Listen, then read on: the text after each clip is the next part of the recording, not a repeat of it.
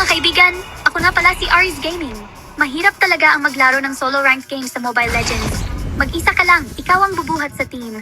Wala kang ibang maasahan kundi ang sarili mo. Pero huwag mag-alala, nandito ang guide na ito para tulungan kayong manalo, lalo na gamit si Arlott. Tara, simulan na natin.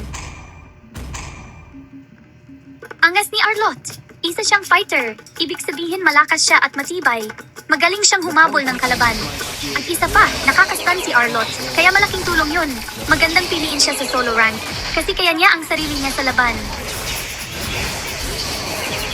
Ang unang skill ni Arlott ay isang dash. Susugod siya at sasaksak. Gamitin ito para sumugod o tumakas. Astig din ang pangalawang skill niya. Iikot niya ang kanyang spear na makakasakit sa kalapit na kalaban. Pabagal din sila, aray ko! Ang kanyang ultimate ay sobrang galing. Magcha-charge si Arlott at saka susugod. Itutulak palayo ang mga kalaban na nasa daan niya. Pwede itong gamitin para magsimula ng team fight o para tumakas sa gipit na sitwasyon. Kahit malakas si Arlott, kaya siyang talunin. Mag-ingat sa dash niya. Kapag nakita mo siyang paparating, umiwas ka.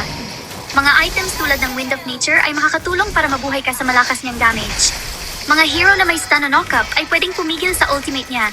Magandang piliin sina Chow o Kufra. Tandaan, importante ang teamwork kahit sa solo queue. Kaya makipag-communicate sa team mo at sabay-sabay na patumbahin si Arlott.